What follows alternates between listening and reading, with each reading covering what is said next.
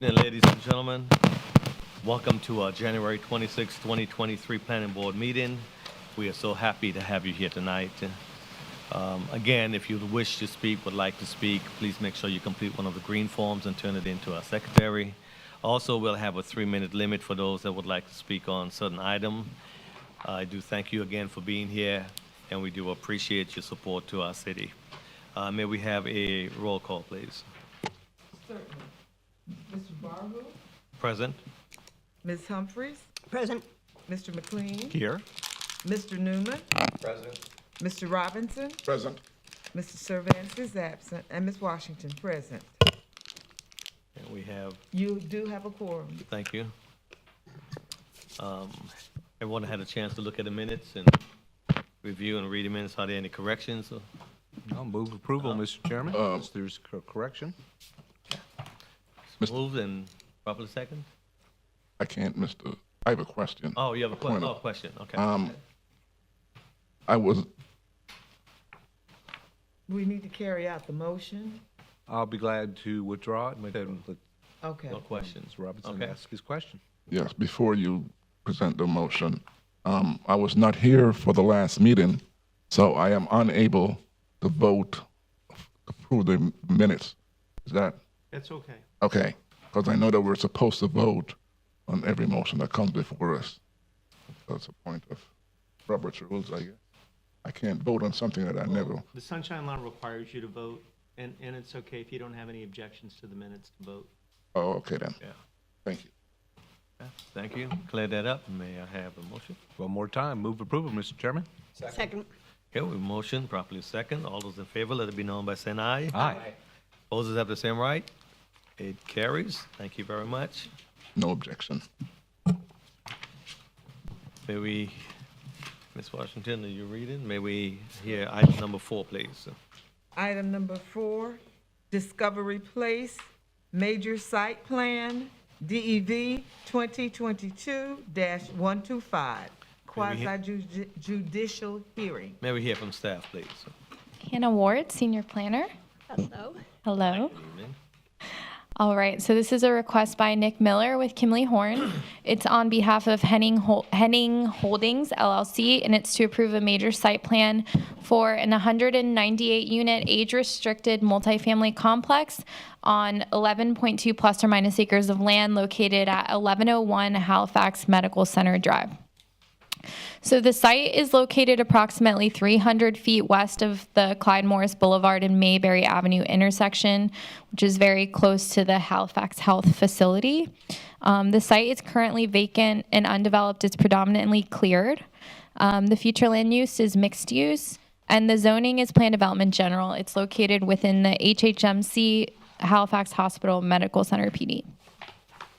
So in 2012, the initial PD was approved for mixed-use development on 77.5 acres.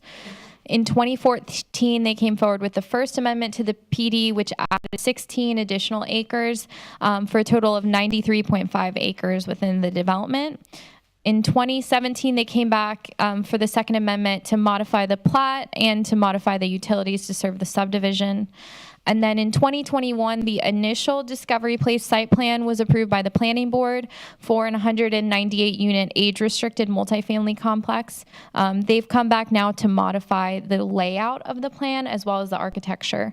So it went back through the process and now is before you all. And then in November of 2022, the Planning Board recommended approval of the third amendment to the HHMC, which allowed for reconfiguration of one parcel within the subdivision to be accessed via a private driveway. And that amendment is scheduled to be heard by the City Commission on February 1st of 2023 for second reading. So this was the previous development plan for the property. As you can see, it was kind of like a U-shaped configuration with like one continuous building and then a central courtyard area. Now you see the overall development plan for the new structures. We have 2 access points, one going out to Clyde Morris Boulevard, one going out to Halifax Medical Center Drive. We have 3 main buildings configured around like a central courtyard area. And then we have one monument sign located at the entrance near Clyde Morris Boulevard. And then I've also highlighted all of the areas for the amenities, which include pickleball courts, a pool, a garden lounge, and then also a dog park on site. So as you can see, these are the proposed architectural elevations, fit in nicely with the medical center across the street. And some of the project details. So the density, it's approximately 198 residential units. They're all age-restricted units. In addition to the already approved and developed apartments within the HHMC PD, that would total 408 units out of the 1,598 dwelling units that can be developed within that PD. I already discussed the amenities, but it includes a pool, garden lounge, dog park, and pickleball courts. The parking is proposed at approximately 1.32 spaces per dwelling unit and 262 spaces overall for the development, which was reduced via a land development code compliant parking study that compared this use to other projects that have been developed by these developers and showing consistent parking requirements. The sign for the development is proposed at 64 square feet. It's a monument sign. And then traffic was paid for and approved via the previous PD, and because there was no change to the previous site plan, and because there was no change to the number of units, they did not have to go back through that process. So staff recommends approval of the Discovery Place at Daytona Beach Apartments major site plan for the construction of an 198-unit age-restricted multifamily complex, and a majority vote of the planning board members present and voting is required to approve this application. And this concludes staff's presentation. Thank you very much. Are there questions for staff? Just a couple, if I could, Mr. Chairman. sir. Have a good evening. Good to see you. Just a couple questions. First off, any thing that we look at that has pickleball courts is okay with me. We're doing the approval major site plan from a plan that was approved last year in February, a little less than a year ago. Does Henning, the owners, do they own just the 11.2 acres we're considering, or that entire 93.5? I can't confirm that, but I believe it's just this parcel. Maybe when the applicant comes up, they can Okay. provide that information to you. Okay, I'll ask them. And as far as the traffic study that was already done with the proportionate fair share was paid by the previous, this isn't a situation where we now have a new plan, so we reconsider what that fair share amount would be? We took Dennis Mrozek. We took a look at that. The plan was very similar, and the timing between the when the prop share was approved to this one, it was still consistent with the surrounding property, so we were able to accept that prop share. Okay, and you're comfortable with that? Okay, very good. And last thing, Han, is just a concurrency certificate. I know you guys are working through that. When is that, assuming that it's approved, when would that certificate be issued? Do we have any idea of timing? So we've discussed this before, Yeah, the concurrency certificate is attached to the site plan approval, so when we do approve the site plan approval, that acts as the concurrency certificate for the document. Okay, so it'll be tied in. It's all together. Site plan can't be approved until all concurrency Perfect. has Just been wanted to met. put it on the record. Thank you. That's all I have. all right. Anyone else? Questions? Mr. I have Mr. some. Newman? Yes. What is the age restriction? I do not know because we don't review that in the land development code. They have to file separate deed restrictions or covenants, I believe, related to that. They do have to request a exemption letter from the Volusia County School Board so that they do not have to meet school concurrency, and that was a part of the requirements that we requested of them. But we don't have anything in the land development code that reviews for age-restricted units. Okay, well, This is elective ask that. from the developer. Yeah, usually 55.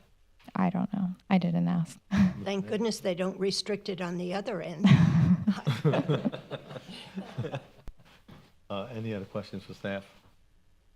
Mr. Chair, I'm looking at your aerial map, and I notice that there's 2 retention ponds on each side of the site.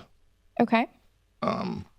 Is that are those existing retention ponds? So as I understand, the retention for this development includes the entire PD.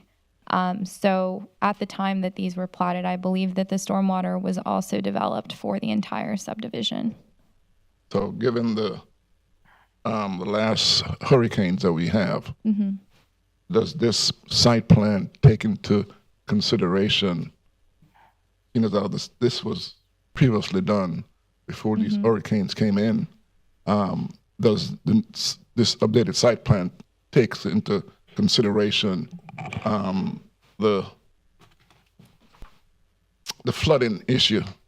So legally, Mr. Robinson, the Land Development Code prohibits the site from casting its drainage off onto other properties.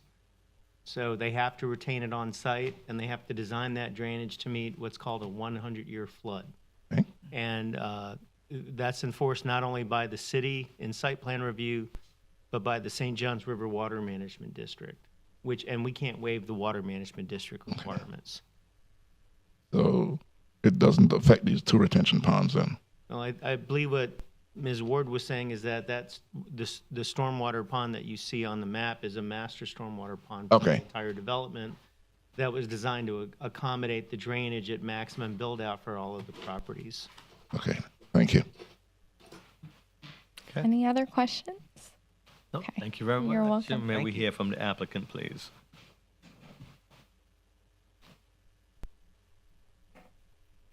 Good evening, board members. I'm Nick Miller with Kimley Horn and Associates representing the applicant. I guess I'll just kind of answer some of the questions that were voiced. Okay. The age restriction is 55. And then there was a question about the I forgot. Property ownership. Yes, Henning Group, it only owns the 11.2 acres and none of the surrounding areas. The surrounding PD is owned by mostly the Halifax Hospital, and then whoever they have sold some individual parcels to. Okay. And then we did have to update our St. John's River Water Management permit. We just received that approval, and it does take into account the additional pervious area, and that pond is sized for this development, and we did have to, like I said, get that updated and run the calculations for that, so that's taken into account as well. Any other questions?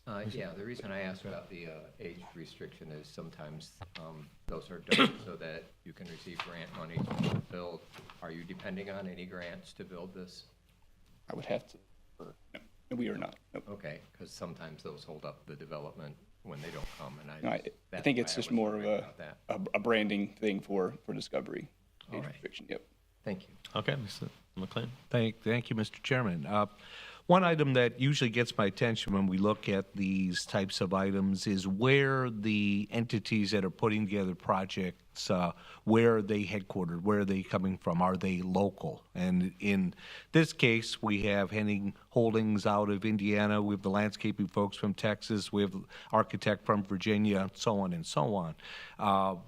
My question is, other than this project, is there anything else that Henning Holdings is doing in this area? But I wouldn't say a concern, but it gets my attention that if we have discussions that need to happen down the line, it's a little easier when you can go knock on somebody's front door and say, hey, we need to talk about X, Y, and Z. So curious. Absolutely. Henning, their headquarters is up north. They have an office in Naples, which they run all of their Florida projects through. They're currently, I'm working with them on a project in Melbourne and Kissimmee, so they are local, or they are involved in the Florida market and have a Florida office. So things come up. They're not Daytona local, but Okay, but resident local. local enough we can find is what you're saying. Correct, yes. Okay, very good. Thank you. Okay, Mr. Robinson. What is the economic impact for the area? I would have to defer to the landowner for that. I'm not sure of the economic impact. I think sure they've done some analysis, but I'd have to defer that question. Jobs creation? No? Happen to have any info on that?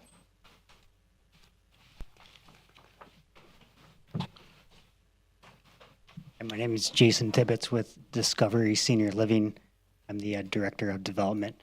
As far as job creation, goes, this facility will be staffed by Discovery Senior Living and will create full-time employees of 15 to 18 full-time employees that will manage the site. Part-time. Part-time, a little less, 4 to 5 employees. You're welcome. Would you mind just completing one of the screen forms for us? Thank you, sir. Right. Any other questions for our applicant? No, thank you very much. Are there any speakers for or against this issue? I don't have any green forms. May I have a motion, please? Be glad to, Mr. Chairman. Want to say again, I'm excited about the pickleball courts. I think that's great. Move to approval, agenda item number 4, major site plan approval, DV 2022-125, Discovery Place at Daytona Beach. Second. Here we have a motion, properly second. All those in favor, let it be known by saying aye. Aye. Aye. Aye. Opposers have the same right. It carries and passes. Thank you very much. Ms. Washington, may we have item number 5, please? Item number 5, Waypoint Plan Development General, DDG rezoning, DEV 2022-024, quasi judicial hearing. May we hear from staff, please? Thank you, Dennis Morozek. I'll do this item for the board. Project description, the planning board had heard this PD at the last planning board meeting. This is the Waypoint mixed-use development that's located south of I-4 and west of 95. The planning board did have a recommendation to the city commission of approval of 6-0 on this. Mixed-use development, there are a lot of different uses, a lot of residential uses associated with it, but we also had some office, some commercial, some retail uses as well. Again, there's a location. You see the property is vacant, undeveloped. The zoning of the property currently is a county zoning designation, and we're going to be zoning it to a planned development general. The item is scheduled to go to the city commission in a couple of weeks, but we wanted to bring this item back before it went to the city commission because the applicant is requesting to add additional uses to the property. There's a breakdown of what was presented at the last planning board meeting, the different types of residential and the different types of commercial uses.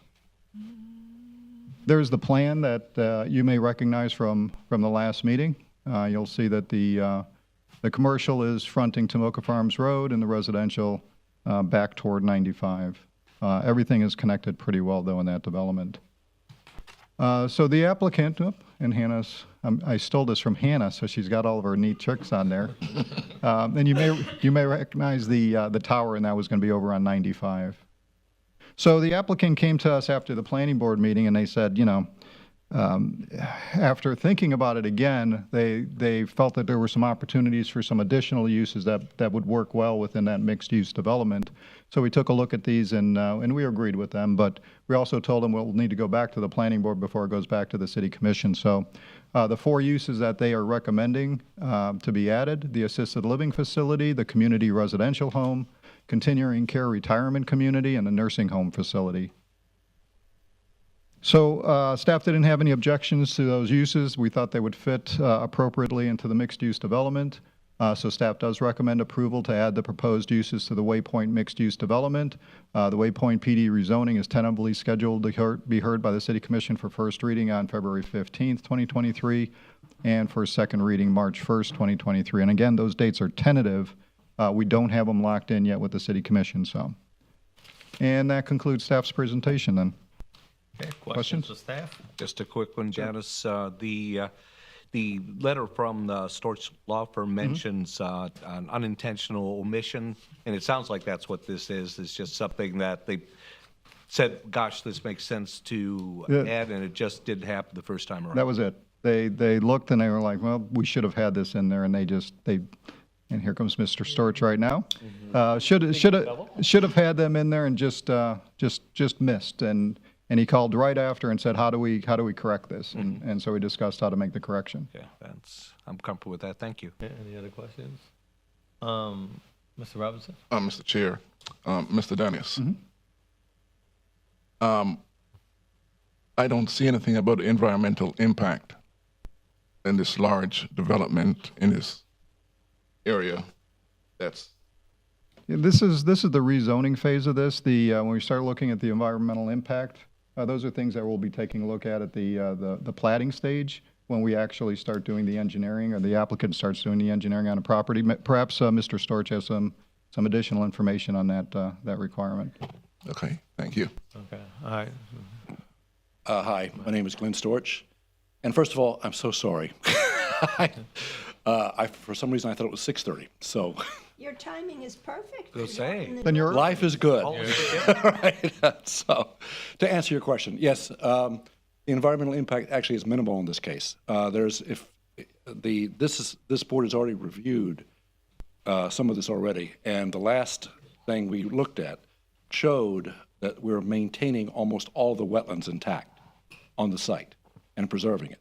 We're preserving it as an amenity to the project, as a matter of fact. So, but the majority of that site, as you know, is basically just pasture. So it's already just pasture, no trees or anything else. So we've done a good job preserving everything we could preserve as part of the project. I hope that answered your question. Yeah, I'll wait till further on into And then we'll go further on. And tonight, the only thing we're doing is this is the exact same thing we've already reviewed. It was unanimous recommendation of approval. The only thing we're doing is adding a potential use, and that potential use, as I'm sure Dennis has indicated, is to allow for nursing homes, because there may be not nursing homes, but ALFs, because since this is a mixed-use project, there may be a need for different types of uses. And we have found that ALFs work particularly well near residential structures. That way, if something happens to someone, if their parents need an ALF, they can be close by. So that's why we're adding that. I was just somewhat concerned about the 1,600 homes, and if we should go ahead and maximize that 1,600 homes, then we'll have your assisted living facility, your residential, your retirement community. Yeah. You're looking at quite a bit of. It is a large project because it's a mixed-use project, but it was always designed to be that when a city asked us to take this, to annex this property. And so the idea was, because of its location next to two interstates, that it needed to have something different about it. It needed to be a mixed-use project. It needed to have different types of uses. So it's just a very large piece of property also. Mm-hmm. And so I think the city is very pleased to have this as part of the city of Daytona Beach. I know that the Curtin family has been waiting for years now, since this was annexed, to find the right person to come in and do this. And Coulter has done a good job of pulling this together. But the number of units actually is less than the total number that would be allowed under mixed use. Yeah, and this proposal doesn't change any of the maximum intensities or densities that were part of the original PD. As a matter of fact, the uses that are being proposed are really less intense and create less of an impact. So versus some of the other uses that might be in the PD. So it would be kind of a lessening of what could potentially happen. And that was one of the things we looked at and said, yeah, this is absolutely a great use for this, because it has that ability to do that. Our goal, especially when it comes to traffic, is to make sure we only have so much traffic capacity. So we want to make sure that anything we put in there would have potentially less traffic capacity. Mm-hmm. That's one of the reasons why we looked at this sheet. My learn or thought pattern is that when I look at the LPGA section of town, mm-hmm. and what has happened to it somewhat, and now we're going to the other section of town, and we're starting to build up that section of town. Are we going to be experiencing same issues that we're shifting from LPGA to that side of the city? I'll be honest with you. One of the problems with LPGA is there's a limiting factor, a bottleneck on LPGA that's caused by that bridge. And one of the things we've been working closely with the county and with the city on is to avoid that bottleneck, which is currently at Bellevue and 92. Mm-hmm. And so as part of this, we'll be contributing, I think it's close to $5 million, if I remember correctly, and impact fees that will go toward a prop share that will help resolve some of these issues.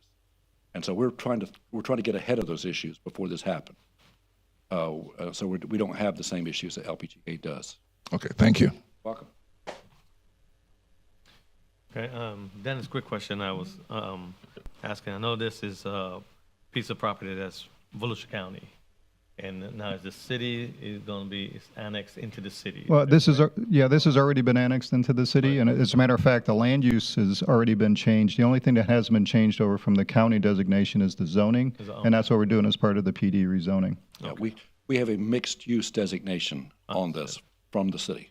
Right. So that's why we're trying to do a zoning that is consistent with that comp plan. Yeah, and let me stand corrected here. There is a small portion that'll be a land use change that'll be traveling with this PD rezoning, and they'll be going together. So. And that was the retention area, drainage retention area, the stormwater area that we had neglected to put in before, and so we're just adding that as a use.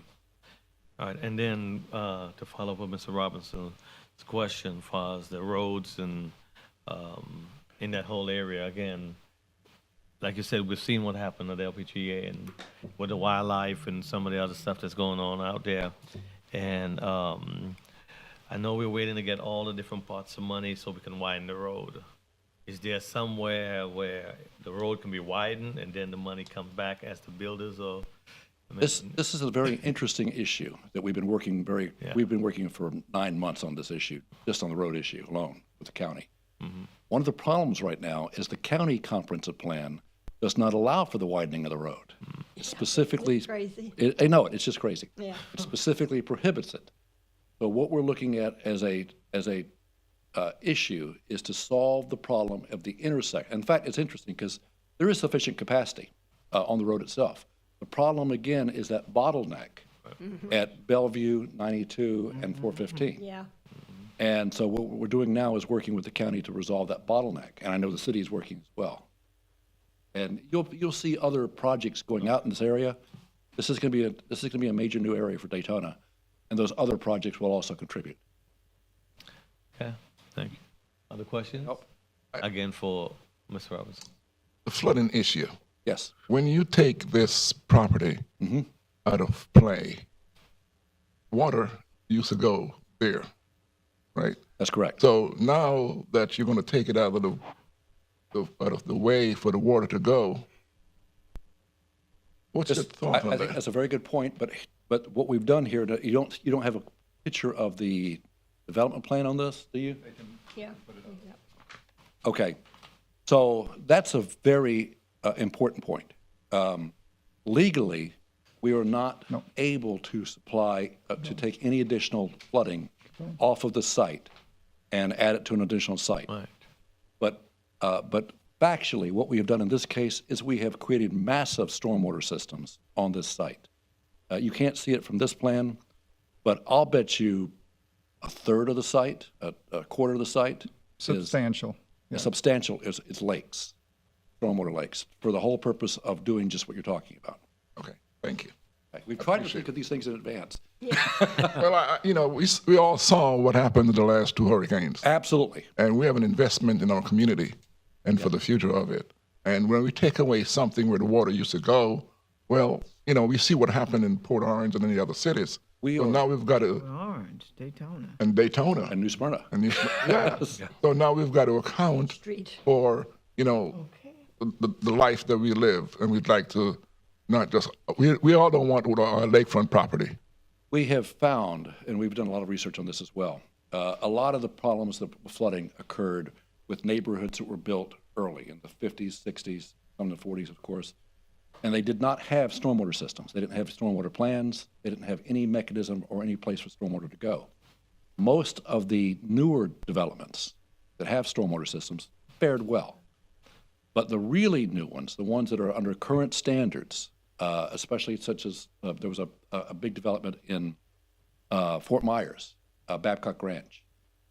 That was developed, and it was just a little bit better than it had to be. And a Category 5 hurricane went right over it. They didn't have any roads flooded, any lots flooded. Yeah. They didn't lose power. Yeah. They lost, it was perfect. They didn't even lose internet. And so that's the goal at this point, is to make sure that when you're designing these things like this, plan for it. Well, we'll be keeping an eye on that. I agree. And I've been, and as you can imagine, I've been encouraging my clients to do it. But the ones that do the bigger projects, the good jobs, they're already doing it. Okay, thank you, sir. Welcome. Okay, thank you very much. Well, since we had our applicant, are there any more questions for staff or applicant? All right. We do have a green form, Mr. Nicholson, John Nicholson, for this item. We hear from you, please. John Nicholson, 413 North Grandview Avenue. Glenn kind of hit on it. I've been hitting the county for 2 years about the intersection of 92 and Tomoka Farms Road. One of the staff members lives off that, just south of there, and the line backed up to past the farmer's market. So they had 2 lanes going right, and the traffic wanted to go left and straight ahead. So they've changed that. But the problem is still there. There's still a tiny little bridge. If you blink, you miss it. But between Bevel and Bellevue Road, there's a little tiny bridge. And what's going to happen is the same thing that we had in LPGA. I mentioned it 10 years ago, 9 years ago, and the city kind of dismissed it. Now the people that are living in Margaritaville, which was not supposed to be built until 3 more years from now, the houses are there, and the problem is there. These things are going to go in. There's supposed to be a project, a massive project, north of 92, right off of Tomoka Farms Road. That intersection between the two, if you get 5,000 at one end and 5,000 at the other end, that's a lot of people using that intersection. It's bad, or was bad, really bad in the past.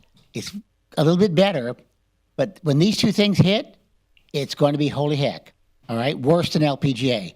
So I'm asking you, whatever you have to do, whatever you have to pass to get this done, because these people are going to end up, especially if you do seniors. I mean, the hospital is only a few blocks away, and they can't get there if they can't get through the intersection. So I'm asking you to be very cognizant of the traffic on that road. Thank you. Thank you. All right. Is there anyone else that would like to speak for or against this issue? All right, thank you very much. May I have a motion, please? Yes, Mr. Chairman, move approval of general item number 5, Plan Development General Rezoning, DV 2022-024, we per Point PD. Second. We have a motion, properly second. All those in favor, let it be known by saying aye. Aye. All opposers have the same right. It carries. Thank you very much. We do. We're trying to speed up, really. Good night. All right, Ms. Washington, may we have item number 6, please? Item number 6, Second Amendment to the Daytona Promenade PD, Plan Development General, Rezoning, DEV 2022-188, quasi judicial hearing. All May we hear right. from staff, please. Hannah Ward, Senior Planner. This is a request by Jessica Gao with Cobb Cole. It's on behalf of Daytona Commons LLC to amend the Daytona Promenade PD to allow for a blood and tissue collection center as a permitted use and extend the rights under the existing PD to allow for future development or redevelopment of the vacant outparcels within the Daytona Promenade subdivision. The site is located at the northeast corner of the Bevel Road and Nova Road intersection. As you can see, the site's developed. Some of the outparcels remain vacant, but the main shopping center is fully developed. And the proposed amendment only applies to Lot 1, which is the main shopping center. The future land use on the property is retail, and the zoning on the property is planned development general. It's located within the Daytona Promenade PD. So the rezoning was approved in 2013 for 18.22 plus or minus acres. It allowed for the continued operation of the Promenade Shopping Center and allowed for the creation of 5 outparcels within the development. The rezoning approved the preliminary plat for the subdivision, and the final plat was approved concurrently with the rezoning.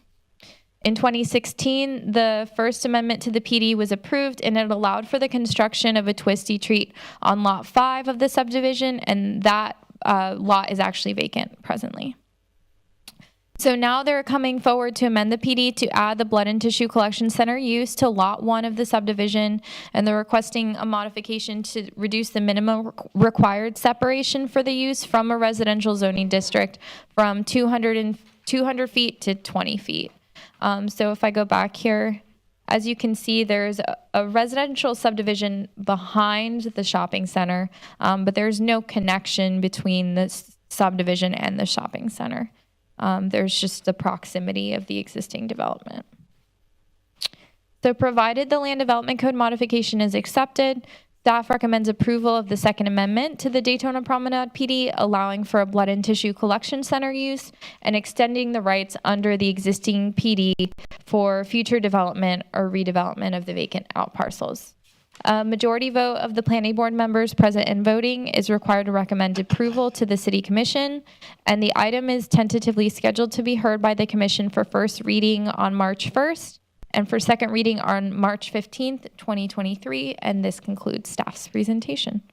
Thank you very much. Are there questions for staff? None? Yes, I do. Okay, Mr. Robinson.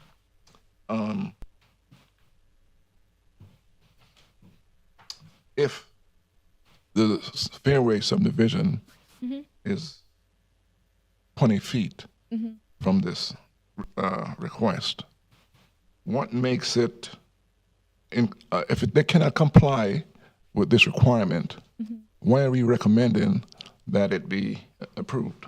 So they've requested an amendment to modify the requirements to add this use.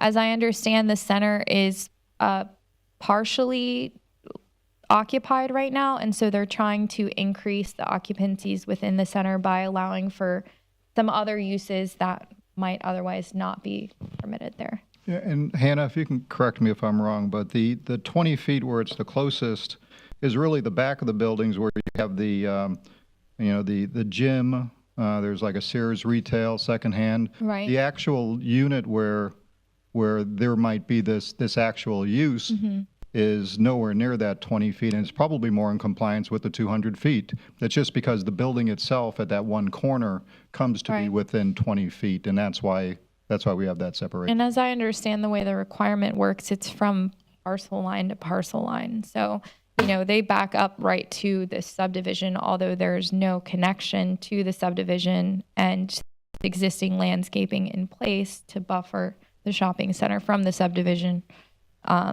So they have to technically request this requirement because of the way that the parcel is shaped and the location of the residences behind there. Just want to make sure I understand exactly what you two were saying. So what we're saying is that the blood and tissue center, and I understand that it's more retail in nature than it was at one time. Actually where that center is going to be isn't within 20 feet. Correct. It's the edge of the building. On that edge is the reason we have to make that adjustment. Correct. Yeah. Okay. Well, Mr. Dennis, then shouldn't that be stated in your report as a record?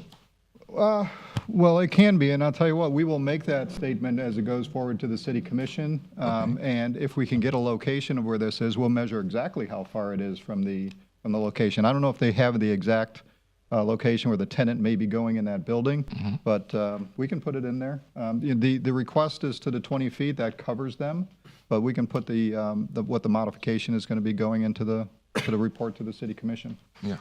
In your More than report- happy to. In your report also, Mr. Dennis, it says that there's a demonstrated community need for this particular. Yes. What's the need? That the center is partially vacant at the moment, so they're trying to increase the occupancies within the center by allowing additional uses. So why is this blood and tissue appropriate for it? Because it's taken on a more retail nature in recent years, so staff reviewed their proposal and we found it to be consistent with the other retail uses that occupy the center. I would assume that the blood and tissue is more medical or health related, and not so much There's a need retail. for that, yes. There is a need for it? What would be the normal zoning or the area that this would be allowed in without having to, we know. I can look that up for you. Yeah, I was just curious. I mean, now we're putting them in the shopping centers. We might have them next to the 7-Elevens after a while. I mean, I don't know. I'm trying to see if there's that much of a need. I think- I'm trying to find out why, you know. Well, I don't know about y'all, but my doctor doesn't do any of that at the doctor's office. They send you out to a collection center. The blood and To tissue. take your blood tests. to do Oh, your yeah. Testing. So it's more like a laboratory. This- Then they A lab. send the results to your doctor. Okay. And the one I go to is in a shopping center. Yeah, finding it. Yeah. that- Well, and as I understand, when we started talking about this, we looked at the land development code and we had seen that it was very limited in the areas that it was permitted.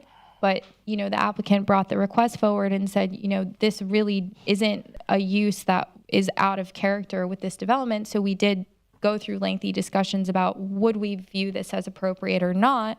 And because we haven't brought forward, this is the first time we've had a request like this, we haven't brought forward a text amendment to add it in additional areas. The appropriate route was they wanted to add it to this PD, so they had to amend it. So, we- Pretty much a laboratory. And I think Jessica can get into some of the specifics, but as I understand, it is a lab that collects blood and tissue. Yeah, and the samples. zoning districts, that's a standard zoning district would be the M1 zoning district, and a hospital zoning district were to be allowed as permitted. Okay. so will you be bringing forward a text amendment to the code later to satisfy this discussion? Not necessarily. You know, if we get something like this that comes up on a regular basis, maybe we'll take a look at making a change to the code, but for a one-off or for one opportunity, it's not necessarily always reasonable to change the code to be able to add it like that. So, not in this case. And, you know, we always, and this is the point of the PD, we look at the PD itself and say, well, you know, is it possible this use is appropriate for this specific location? And we don't have to look outside beyond that location. And in this case, we took a look at it and said, this is an appropriate use for this location. So, And I think the discussion like initially revolved around, okay, so where are these uses in other places? And then we looked to see that they were in a lot of shopping centers. So we were like, okay, well, that makes sense. Go up to Granada. And it's right there. Yep. Thank you very much. You're Well, welcome. Can we hear from that? Oh, you had I another? was just concerned that when we look at some of the experiences that we have had, and when we permit one exception, all of a sudden we're flooded with all these exceptions.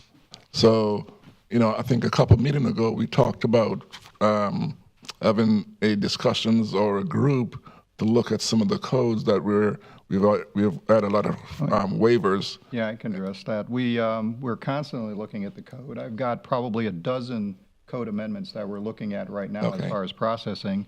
The land development code does talk about uses, and it says if uses are if we're going to be making changes that it's a use that we're going to see on a regular basis, then we go forward with an LDC text amendment to make that change. So, yeah, if we do start seeing these, we'll make that change. Okay, So, thank you. no problem. Thank you, Hannah. May we hear from the applicant, please? Good evening, Jessica Gallo, Copco Law Firm, 149 South Woodward Avenue, Daytona Beach, Florida. Happy New Year. I haven't seen you guys in a while. So hope everyone's doing well. This is a fun site. I'll touch on some of the locational aspects of where the use would go and things like that, but I want to touch on the nature of the use first because it was a big discussion we had with city staff. You think blood and tissue collection center, you can see when the land development code was drafted, the M zoning district is industrial. So we had industrial and hospital. And it was viewed as kind of a more intense use. But over time, you think of Quest Diagnostics. We're there in the retail shopping center, right along with whatever the crack chiropractic is and the joint chiropractic.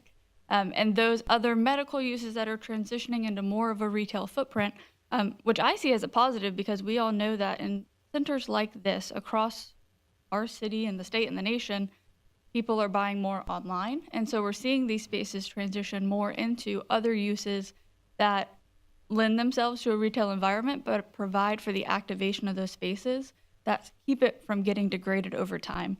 On this site, the actual location of it is there's an American Freight location in the building.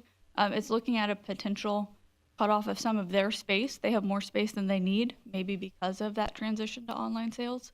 And so they'd be taking over a portion of that tenant space to rebuild out for this use. We had a great neighborhood meeting on this site with the Molly Road residents. It was really, really enjoyable. We talked about the use, and they said that anything that activated this center, they were in favor of. So they want to see more activity there. They want to see some more revenue in the center so that we can work on improved lighting and landscaping. They're very dedicated to the small Italian restaurant that's in the center and go there all the time. And so that is awesome. Yeah, they have great pizza. So we chatted a lot about this site, the future. They had some general concerns about, trucks loading in the rear that are not associated with this use that we passed on to the property owner for them. But they were really excited to see more activity here for the neighborhood. Right. And- Are there questions for applicant? And what will be your economic impact on the neighborhood? So I think any revitalization of existing retail spaces that don't have an impact on, water, sewer, and things like that because they're in an existing center are great. I don't have an economic impact analysis study to share, but it's going to be a big help to this area, get more activity in that center. That and the gym that is very active. Financially, about, how much are you thinking of? What kind of, We don't have that information at this time. It's just the zoning level. Something's better than nothing. Oh, absolutely. Absolutely. Yeah. Because once a place starts to go down, it's hard to renovate. This makes sense. Yeah. Oh, good. Thank you. Thank you. All right. And Jessica was a green paper. Mr. Nicholson, let me just Not add on to there. this. It's not on that one. The reason why I wanted to speak is it's basically Quest. She mentioned Quest. There's a Quest about 5 blocks away on Bevel. All right. That's my Quest to go to. When I went 2 weeks ago, I generally walk in. I get there at 6 o'clock. There are 3 people in front of me. This past week, there were 18 people in front of me. No walk-ins. It was a 3-day wait for a walk-in. There is a definite need for this. There's also one right in front of Winn-Dixie, if you're familiar with Granada and the railroad tracks. There's one there. There's one on Clyde Morris right next to the thing. So they're everywhere. And it's an absolute need for this, and there's no problem whatsoever. All they do is take your blood, you walk in, and it's no biggie. All right, thank you. Thank you very much. Thank you. And want to fill out another green form, right? Okay. Thank you, Mr. Nichols. Are there anyone else that would like to speak for or against this item?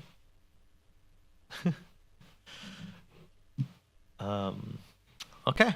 May I have a motion, please? You may, Mr. Chairman. Provided the proposed LDC modifications accepted, move approval of general item number 6, Plan Development General Rezoning, DV 2022-188, second amendment to Daytona Promenade, PD.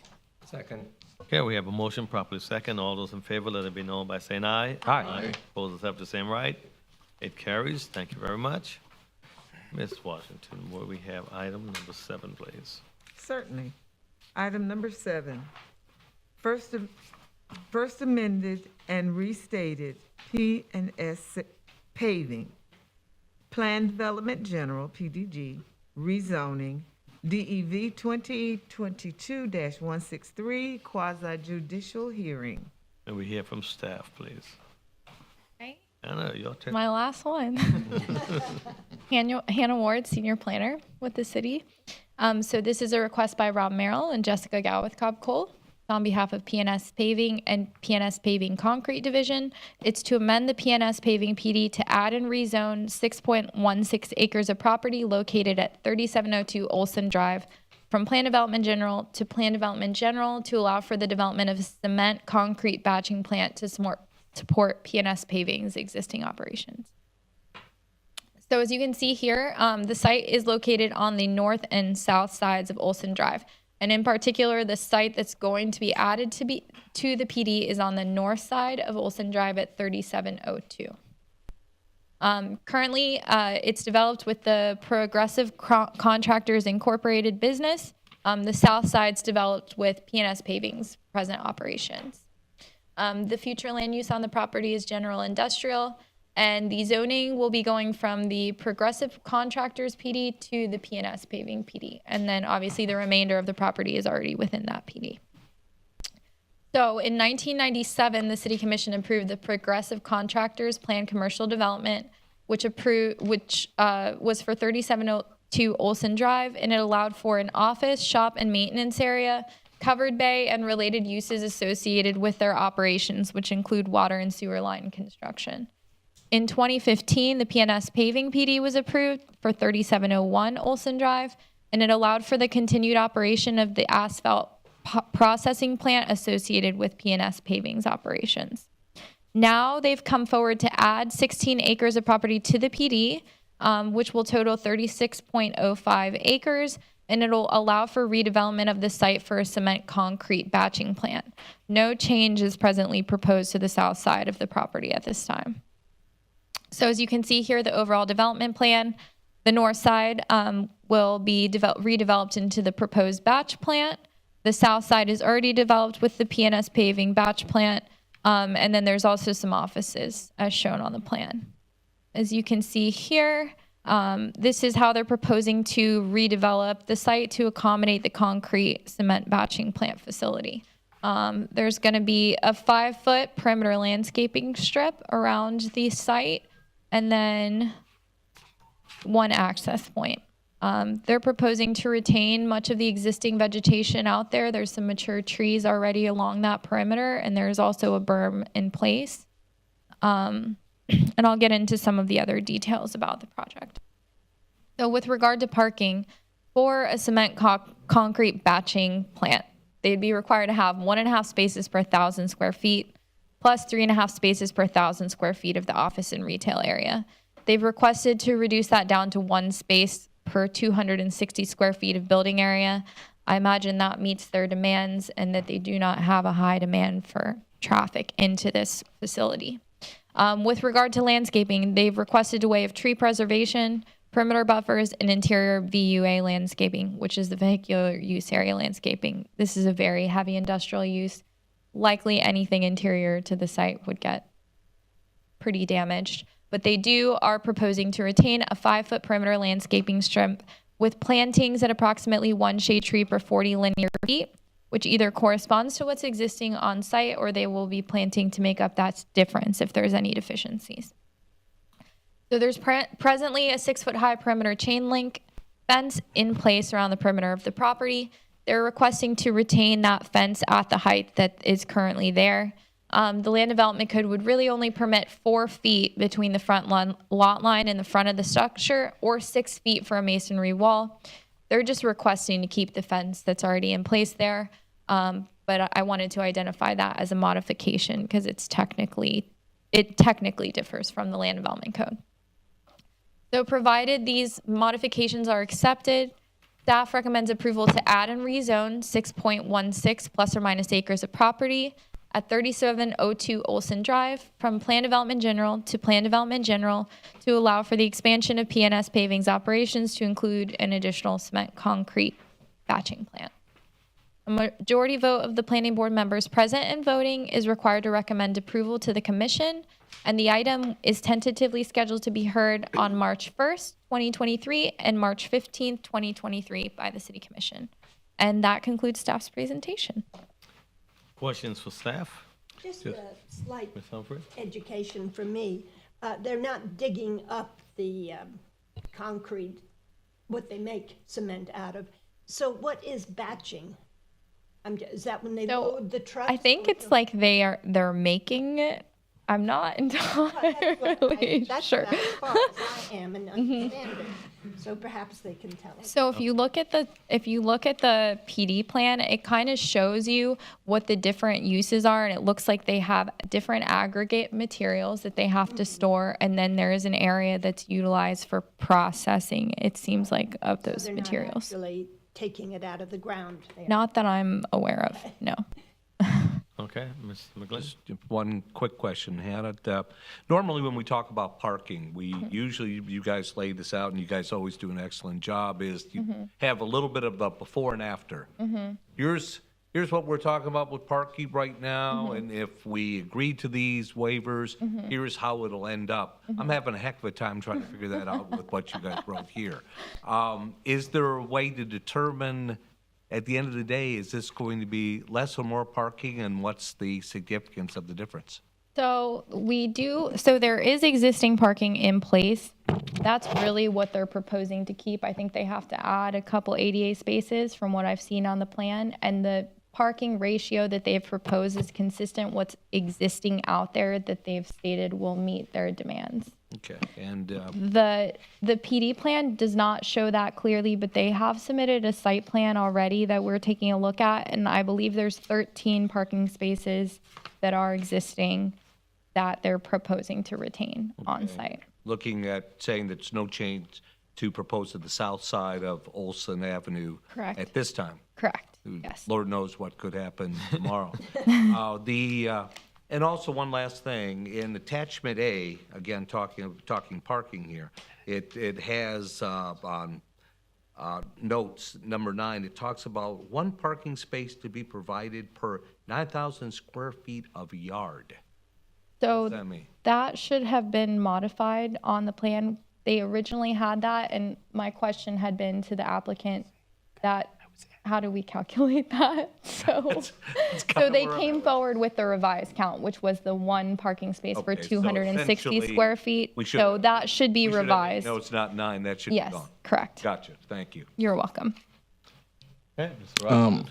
Is this an expansion of what they currently have? So PNS Paving has, from what I understand, a batching plant on the south side of the property with offices that support their operations, and they do major paving projects. So as I understand, this is to expand their operations to accommodate another plant on the north side. How would that affect the waste products that it's going to produce from this concrete plant?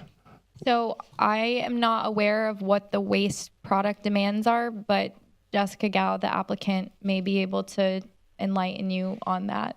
Okay. Well, the reason I ask you because you recommend that we approve it, so I would conclude that you would have the answer for me. So Public Works typically evaluates solid waste at the site plan level, and we're currently reviewing the site plan, so they would need to be acceptable with the means for waste collection and removal from the site. Because you're CRT, you're If I can, Mr. Robinson, Okay. generally, the environmental impacts of these plants are regulated by the DEP. okay. There's nothing that the city could do to waive the DEP requirements. They have to have, I don't know why it's under the air program, an air permit to operate, but DEP regulates the potential environmental impacts of batch plants. So we're not going to end up with a toxic plant later on. Come in some of these industrial places that the government has to come up and clean up, and because of how it affects the neighbors or the city, we don't have to worry about that. I don't know if we have to worry about that. I don't know what potential environmental impacts there are of a concrete batch plant. Yeah, and I believe PNS already has a DEP permit to be able to operate and to do this. They've already gone through the process. Oh, okay. It didn't say that in your report. But I will say that whenever DEP has an environmental program that requires permits, there's regular inspections, there's regular reporting, there's auditing, and there's even testing requirements that are typically imposed. Okay. Which is better than an environmental requirement that is only enforced after the fact, where there's not a permit. Okay, thank you. Okay, thank you. Any other questions for staff?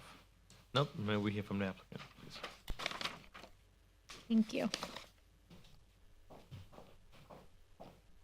Good evening again. For the record, Jessica Gao, Cobb Law Firm, 149 South Ridgewood Avenue, Daytona Beach, Florida. A little faster. Yeah. We try. So Hannah has touched on this really well. PNS Paving, we know, is one of our great corporate citizens here in Daytona Beach. We're super excited that they're expanding in this area. If you guys recall, the surrounding area is the Sungate Industrial Park, that 850 acres. So this is really, I would say PNS Paving is on the front end of a driving industrial economic engine. And they're obviously involved in projects across the county in terms of development and public projects that will use this. A few points of clarity and some economic impact for Mr. Robinson. The new proposed facility on parking, part of it is the offices are across the street. It's an expansion of that facility, and so it's projected to add maybe 8 to 10 new employees. So with the existing parking spaces that are about 12, we're going to have plenty of room. Plus, there's already parking for employees on the south side by the offices. So we think that will work really well. There is a difference between the north and south side between asphalt and concrete batch operations. I'd say concrete, fun fact that I just know, is almost infinitely recyclable. So you use it, you crush it up, you reuse it over and over again. Much better than paper, plastic, any of those things that we tout as recyclable. This is kind of the true recyclable. If you have specific questions on operations, Jeff can come up and touch on them, go through, what that looks like.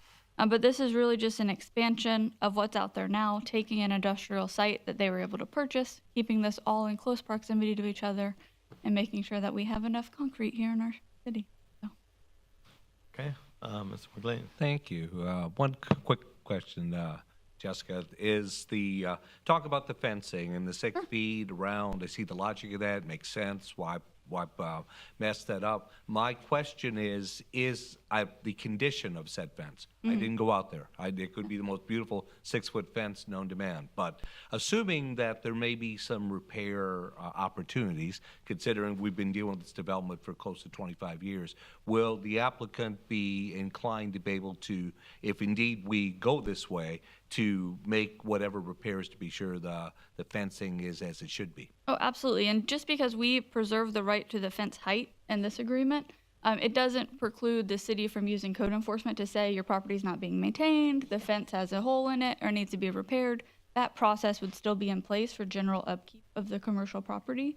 But yeah, they run a tight ship over there. Okay, It's a really good I just facility. want, to initiate that process to say, if we haven't thought about it, Absolutely. let's deal with it before code enforcement does. But thank you. Okay. Other questions? Oh, that's all. I remember about a year or two ago, we had a discussion about fencing and how we were somewhat opposed to fencing because it makes the area look like a prison. And now you're proposing a very large industrial site with 6-foot fencing around it. Yeah, so I will say that the code standard is you're allowed to have 6 feet on 3 sides of it already. It's just the bump up from 4 feet to 6 feet on the front. I will say this is across from the jail, so fitting location. But in industrial... Transitional zoning. Right, There you I would say, in industrial districts, you see, heavy equipment that's really valuable. You want to see that security, and you don't want people getting in there and interfering with this equipment. Could be a risk to them. So the 6 foot just adds that extra level of protection.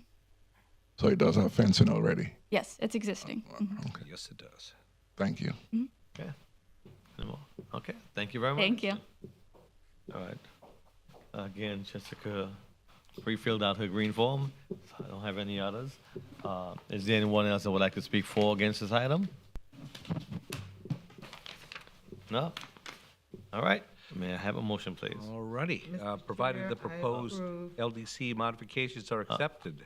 I'm sorry. I'm sorry. What? Please, I'm sorry. Kathy, please go right ahead. I make a motion, we approve item number 7, first amended, and restated PNS paving, Plan Development General, PDG, rezoning, DEV 2022-163, quasi judicial hearing. Second. Yeah, motion properly second. We did. All those in favor, let me know by saying aye. Aye. Opposers have the same right. It carries. Thank you very much. Other business, downtown Baloo Road Redevelopment Area Board report. Yes.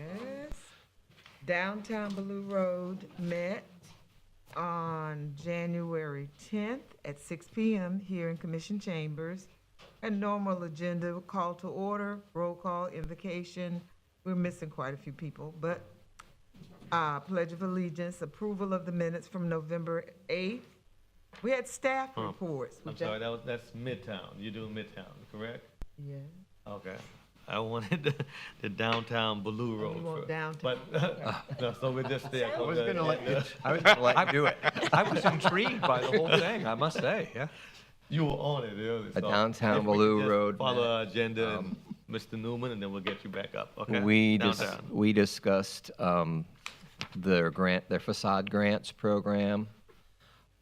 There had been just some discussion earlier that some of the facade grants for downtown were specific to just certain blocks of Beach Street and/or Palmetto. And there was some interest by the board to increase that and make the facade grants more available in other areas as well, along US 1, up the northern Valor Road corridor, some of the other areas that they saw in need of upgrading. And so they are working on expanding those grants to more areas, not only within the Beach Street, Valor Road, but in Midtown and on the beach side as well. Thank you very much. Now, Midtown redevelopment. I follow instructions very well. You did great. You did great. I'll go back. We had staff reports. The police department, Captain Leonardo Conte gave us a staff report. Code enforcement did a presentation, Mrs. Sarah Kirk, the code compliance officer. Midtown projects were presented by Michelle Tolliver, project manager.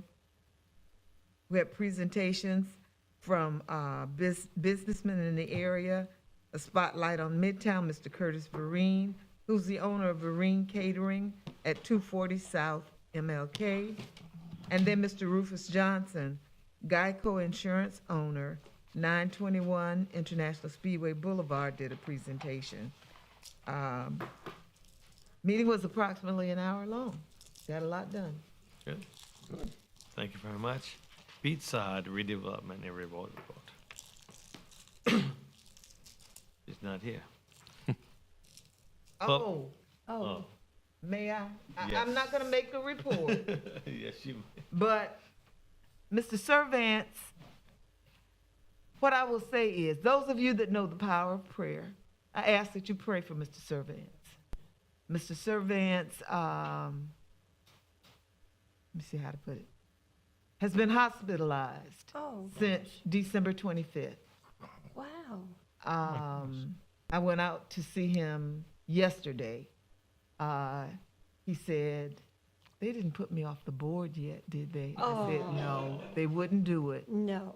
He's looking forward to coming back, but he asked me to be sure and let you all know he missed you. Oh, thank you. Yeah. Definitely will keep him. Well, if in our you go thoughts. back out there Right. and tell him we miss him more. Exactly. Yes. I will. Okay. Thank you. Thank you for sharing that, and we definitely want to keep you thank you. in prayers and thoughts. Public comments. Right, okay. We Mr. have- Public? Okay, if you can, just as soon as you finish. Yeah, well,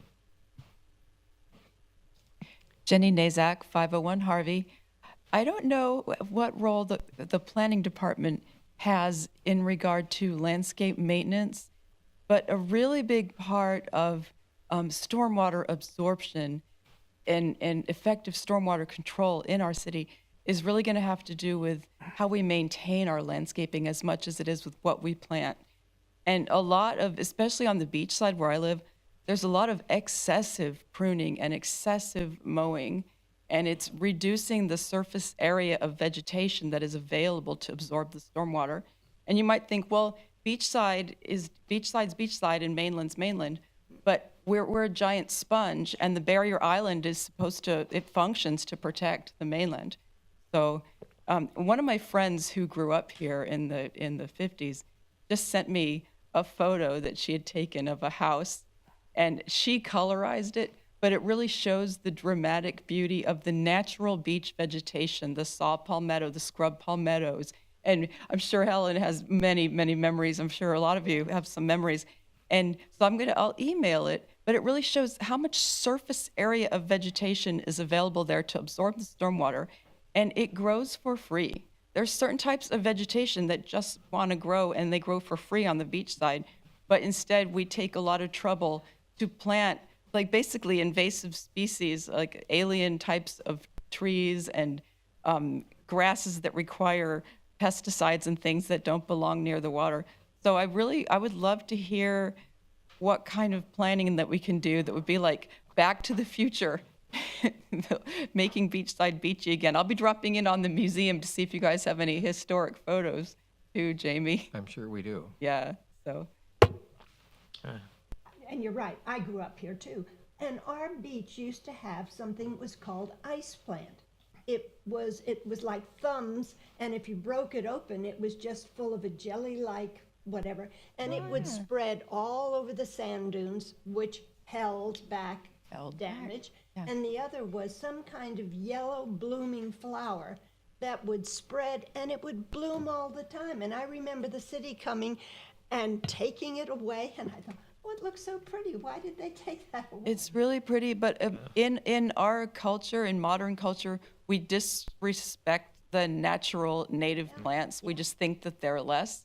So there is a rewilding movement across the country that's happening, and we could get on it and save a lot of money and resources and have a much more authentic vibe for our region, and also it'll manage the stormwater much better. You know, there's a natural cyclical progression of gorgeous meadow flowers all along the beachside. And when I see somebody actually rip those up and like lay sod next to the Atlantic Ocean, it's just like, it's devastating. As one who grew up on beaches on the East Coast, I expect, I'm going to live near the ragged edge of the Atlantic Ocean. There's going to be all this in like, you know, looks like a social studies textbook from Indiana or something in some place. But, speaking of landscaping, there's a landscaping firm from Texas that's going to be involved in one of the developments. I heard you mention that. I hope they're going to study the Florida ecosystem, or maybe they know people who know the Florida ecosystem. Hopefully so. Thank you. Yeah. And thank you all very much. I appreciate how progressive you guys are, and honestly, we can mitigate anything. We can mitigate a concrete plant, we can mitigate a housing thing, and you know, plants fix a lot. Yes, thank you you so all. much. Yeah, yeah. Appreciate you. Thank you, Jenny. Okay. All right. Mr. Nicholas? One of those I had two, yes. Oh, no, you only have 5 and 8D. Yep. And I have one more to do. John Nicholson, Daytona Beachside. What Jenny generally mentions and didn't mention, when I was at the county council meeting, a gentleman walked up and said, you know, a pine tree, 60,000 gallons of water it soaks up. Yeah. A pine tree, 50,000 gallons. So, oak tree, I'm sorry. So what happens is, I've been pushing for years for diversity. Almost all the time you see sable palm. We need different varieties to add spice, but when you do that, you add these little 4-caliper trees, and if you see them, it takes like 150 years before they become a tree. It has some canopy and will do some soaking. So it is your responsibility when you look at these developments to make sure that, I know they say the 100-year floodplain, but you could add to that by the trees that they put in. So you can take a look at that. Secondly, the city commission in the past, Ken was the only one that talked about a moratorium. Now the mayor's talking about a moratorium. The last time we did this, we did a moratorium on the beachside, and it's been almost 20 years since 2004, and we haven't rebuilt. All those lots are still sitting empty because we did a moratorium. So I'm asking you to listen to the mayor, because the mayor went crazy over something you did on Clyde Morris, a dollar store, something about any egress and egress, and he just went on, lost me. But he was ecstatic. So rather than go to a moratorium, find out what the city commission wants for the future, and then when you look at it, the idea that getting a moratorium is only going to kill us. So if these are something that they want that you can control, just find out what they want and give them what they ask. Thank you. Thank you very much. Okay. All right. Staff comments? The only thing I have is, staff is praying for Tony. we love Tony, and we want him back as soon as possible. So our prayers go out to him. And that's all we have for staff. We'll do the vote next week. Oh, yeah. We do have 2 planning board members who are going to be on the city commission agenda for, to be appointed. And I believe Mr. Milberton and Jamie Newman will be on. I don't think, as I saw it, you'll be running unopposed, so they'll have to vote on it, so we'll see what they do. But so once we do that, and once we get the board members in place, then I think it's best at that time to go ahead and vote for the chair and vice chair while we have the full board then. So. Yeah. You're not trying to get rid of us, are you? Who, me? No. Oh, okay. Normally you do it now, and then they make changes when it goes to the commission. I'm trying to keep everybody. Okay. I have no power over that. All right, board members' comments. None from me. No. Have a wonderful month. I was going to just say the letter that someone, my heart. I wish that we had had letters way back in the past. We would have made a lot more intelligent decisions, and people's homes wouldn't be on the beach as they are now, split open. Anyway, I did read it, and it did touch me. Yeah. Thank you very much. Meeting adjourned. Have a wonderful evening. Thank you for coming. Chairman.